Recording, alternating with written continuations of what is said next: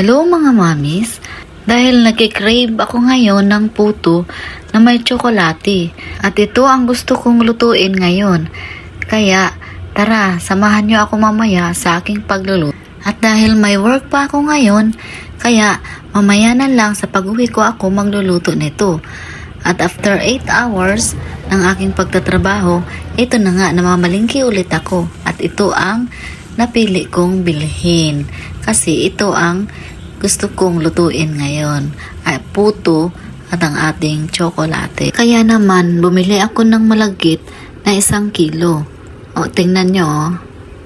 Bumili din ako ng luya para mamaya sa ating puto.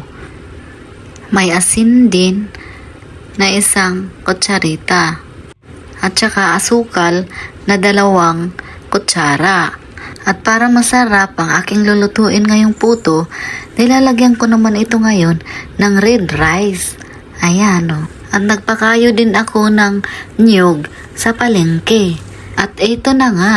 Umpisahan na natin ngayon pagluto. Unahin muna natin ngayon hugasan itong ating malagkit. Hugasan natin ngayon ng 2 beses. At isunod naman natin paghugas itong ating red rice. Ayan o. Ayan, hugasan natin. Dahil ibababad muna natin ito ng mga 10 minutes.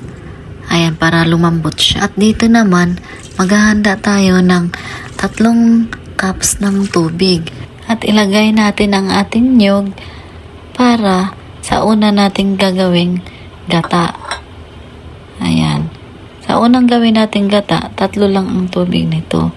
Para medyo malapot talaga siya. Ayan, ganyan lang ang gagawin natin.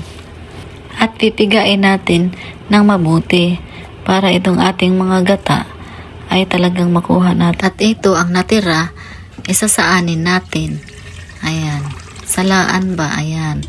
At pigain. Ayan, ganyan lang ang pagpiga. At ganun din mamaya sa ating pangalawang gawing gata. At ito na ang ating gata. Tingnan ninyo. Sobrang lapot nito. At ganun din ulit ang gagawin natin sa ating pangalawang gata. Kaso dito, ang ginawa ko, 5 takal na tubig na ang nilalagay ko dito.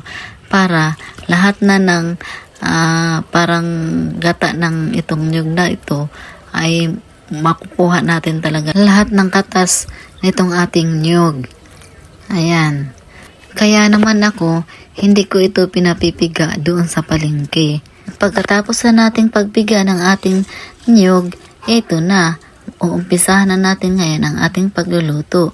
Unahin muna natin paglagay itong ating malagkit.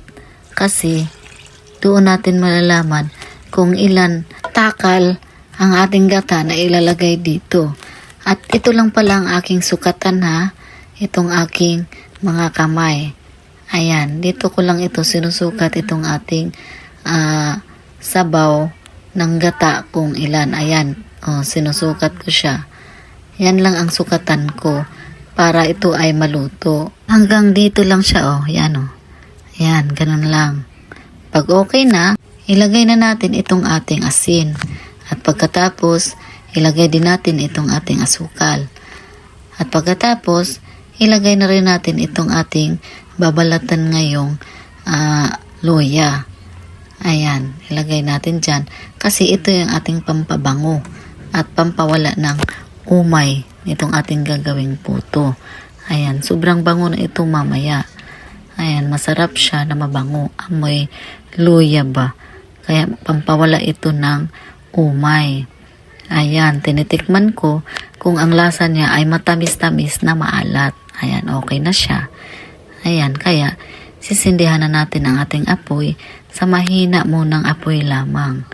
Ayan, hindi natin ito lalakasan kasi magdukot man siya day. Ayan, takpan muna na. Kapag nakulo na, buksan natin at halo-haloin natin ito. Ayan, palagi natin itong halo-haloin para hindi nga siya didikit sa ating kawali. Ayan, hanggang sa ito ay maluto na talaga siya. Kaya ito, ganyan lang ng ganyan na tayo. Halo lang ng halo. Ayan, basta mahina lang po ang ating apoy dito. Ayan, takpan na naman natin siya. At pagkatapos, after ilang mga minuto, ayan, open na naman natin. At halo-haloin na naman ulit natin. Ayan, o diba, o, malapit na siyang maluto. Malapit na maubos itong ating mga gata na sinabaw natin dito. Kasi pag naubos na itong gata na sinabawan natin dito, ayan, luto na siya. Siyempre, titikman natin na yung lahat talaga ay malambot na itong ating malagkit. Ayan, halo lang ng halo. Ganyan. Hanggang sa ito ay talagang maubos na itong ating mga sabaw nito. Ayan. Ganyan lang. Pagkatapos, isasarado natin at bubuksan na natin. O, tingnan mo. Wala na siya, diba? O, ayan. Ang bango-bango na niya. Ay, sarap-sarap ng kainin, no? Tingnan nyo. Luto na to. Ayan, luto na siya. At ito nga pala ang ginawa ko sa ating saging na dahon. Ayan, nilagay ko siya sa ibabaw ng ating kaldero para ito ay lumambot.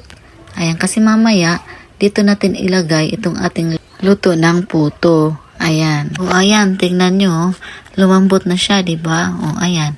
Hindi na siya matigas kasi nilagay ko siya sa mainit. At ito open na natin. Wow, sarap. Ang sarap-sarap na talagang kainin itong ating ginawang puto ngayon. Ayan, o tingnan nyo. Walang dukot. O, diba? Walang naiwan na. Walang dumikit doon sa ilalim ng ating kaldero. Ayan, pantay-pantay talaga ang kanyang luto. O, diba? Napakasarap. Ay, gusto ko ng tikman. At ito na, paghalo-haloin ulit natin ito. Saglit lang, siguro mga ilang minuto lang. At pwede natin itong ilagay dito sa ating inihandang dahon ng saging. Ayan o. Diyan natin ilagay para lalo siyang bumango.